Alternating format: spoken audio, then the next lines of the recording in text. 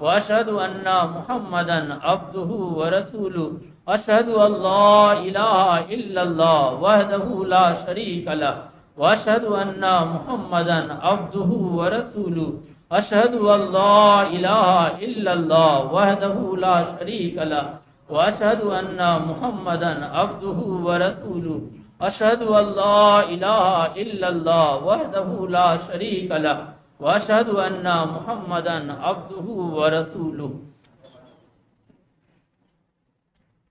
اس کو تیسرا کلمہ کہتے ہیں سبحان اللہ والحمد للہ ولا الہ الا اللہ واللہ اکبر ولا حول ولا قوت الا باللہ العلی العظیم۔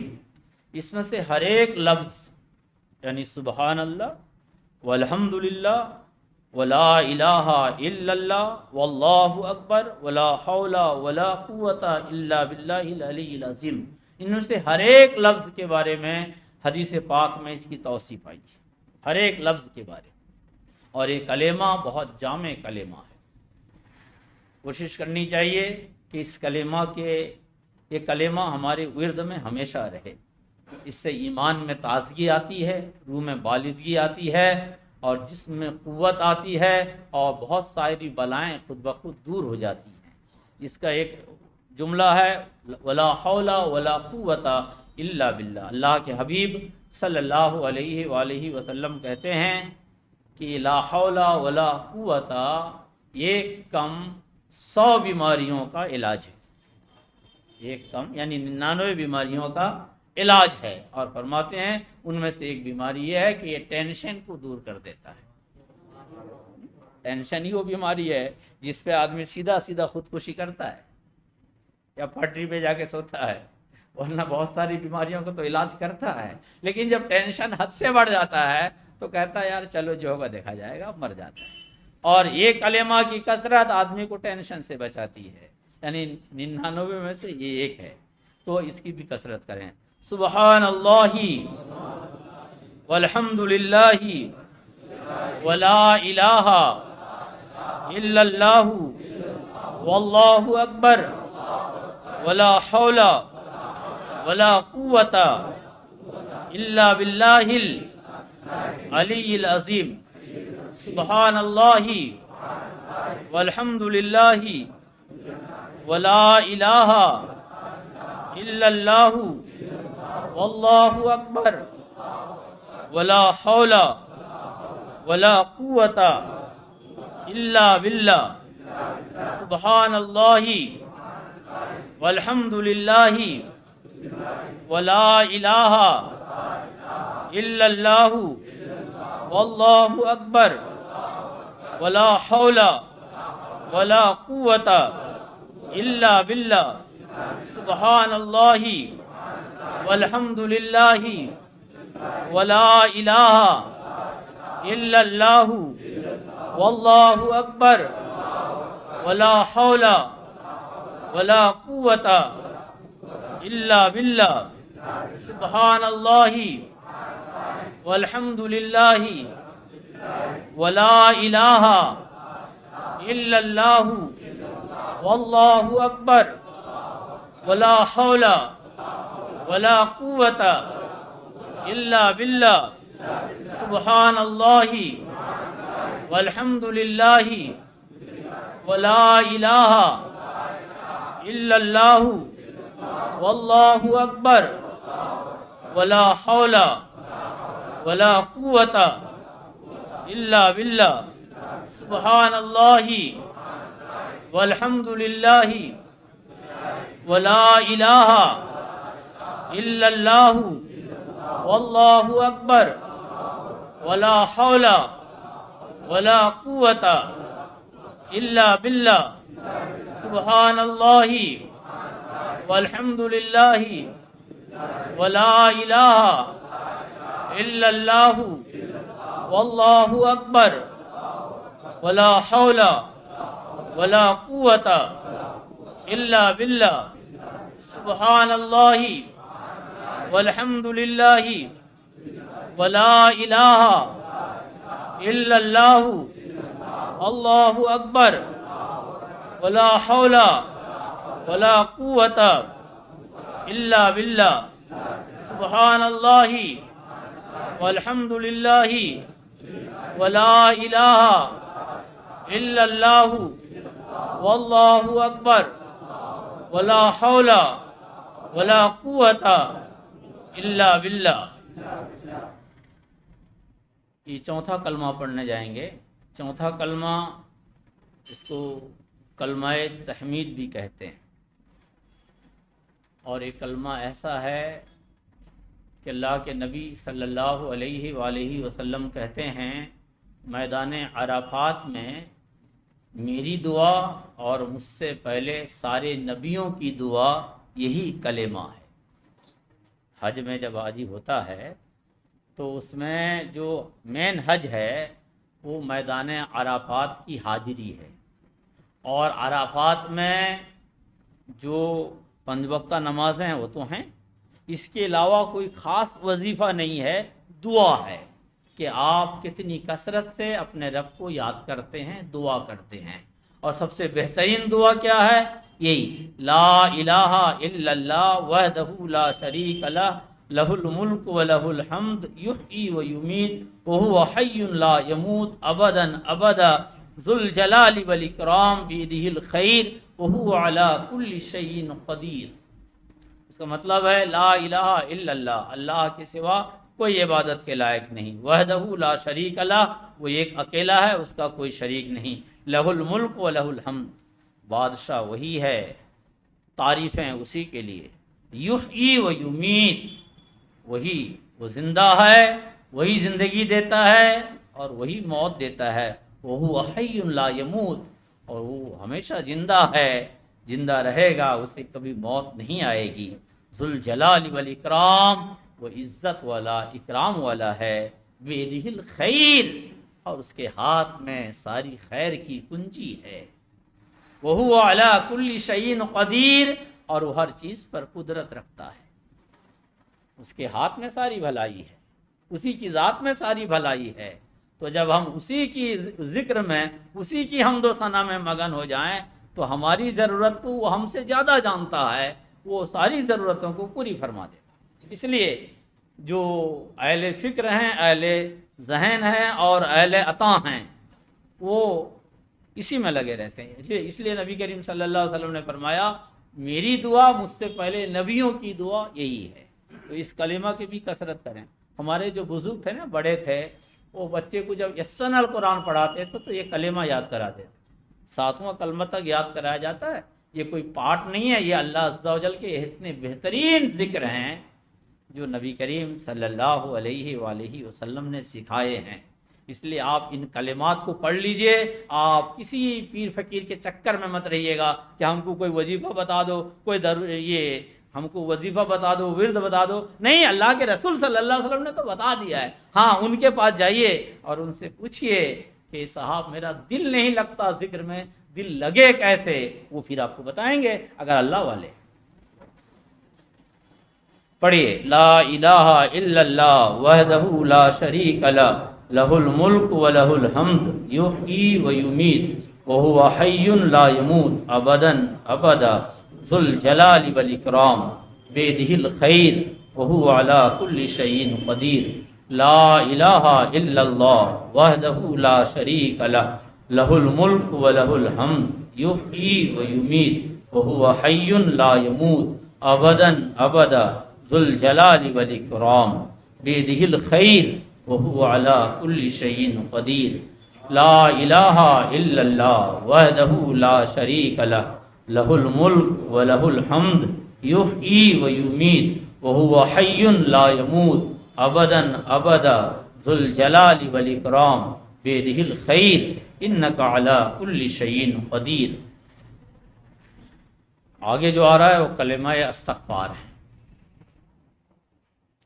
اور کلمہ استغفار وہ ہیں جو ہر بندہ کی شان ہے کہ اپنے کریم رب کے سامنے توبہ کرے، استغفار کرے۔ ایسا نہیں کہ ہم نے گناہ کیا ہو تو توبہ کریں، ویسے ہم اس سے بری تو ہیں نہیں، تو پل پل گناہ ہوتا رہتا ہے، الا ماشاء اللہ، مگر اللہ جس کو بچائے۔ لیکن گناہ ہو یا نہ ہو، توبہ کی کثرت کرنی چاہیے۔ بخاری شریف کی حدیث ہے، اللہ کے نبی صلی اللہ علیہ وآلہ وسلم فرماتے ہیں روز صبح میں 100 بار اپنے رب سے استغفار پڑھتا ہوں۔ ظاہر سی بات ہے ہمارا ایمان ہے میاں، ایمان کہ رسول اللہ صلی اللہ علیہ وآلہ وسلم گناہوں سے پاک ہیں اور اللہ انہیں گناہوں سے محفوظ رکھتا ہے، وہ گناہ کر نہیں سکتے۔ اس کے بعد بھی اگر وہ استغفار پڑھتے ہیں تو اس کا مطلب استغفار یا توبہ صرف اس لیے نہیں کیا جاتا کہ ہم نے گناہ کی ہے تو توبہ کریں، نہیں، توبہ اس لیے کیا جاتا ہے تاکہ مالک کی حقیقی خوش ہو جائے۔ پڑھیے، استغفر اللہ ربی من کل ذنب اذنبتہ عمدا او خطأ سرا او علانیہ واتوب الیہ من الذنب الذی عالم ومن الذنب الذی لا عالم انک انت علام الغیوب وستار العیوب وغفار الذنوب ولا حول ولا قوت الا باللہ العلی العظیم۔ استغفر اللہ ربی من کل ذنب اذنبتہ عمدا او خطأ سرا او علانیہ واتوب الیہ من الذنب الذی عالم ومن الذنب الذی لا عالم انک انت علام الغیوب وستار العیوب وغفار الذنوب ولا حول ولا قوت الا باللہ العلی العظیم۔ استغفر اللہ ربی من کل ذنب اذنبتہ عمدا او خطأ سرا او علانیہ واتوب الیہ من الذنب الذی عالم ومن الذنب الذی لا عالم انک انت علام الغیوب وستار العیوب وغفار الذنوب ولا حول ولا قوت الا باللہ العلی العظیم۔ اس کلمہ پاک کے ترجمہ دیکھیے، استغفر اللہ ربی، اے اللہ میں اپنے گناہوں سے معافی چاہتا ہوں، اے اللہ تو ہی تو ہمارا پالنہار ہے، من کل ذنب ہر قسم کی گناہوں سے، اذنبتہ عمدا او خطأ ان گناہوں سے جن کو ہم نے جان بوجھ کر کیا یا بھول چک میں کیا، من الذنب الذی عالم ومن الذنب الذی لا عالم، اے اللہ ان گناہوں سے بھی میں توبہ کرتا ہوں جنہیں میں جانتا ہوں اور ان گناہوں سے بھی جنہیں میں نہیں جانتا، انک انت علام الغیوب، اے اللہ تو غیبوں کا جاننے والا ہے، اے اللہ تو عیبوں کو چھپانے والا ہے، اے اللہ تو گناہوں کو معاف فرمانے والا ہے، ولا حول ولا قوت الا باللہ، نیکی کی قوت اور بدی سے بچنے کی طاقت تیری ہی طرف سے ہے، تو عزت والا ہے، عظمت والا ہے۔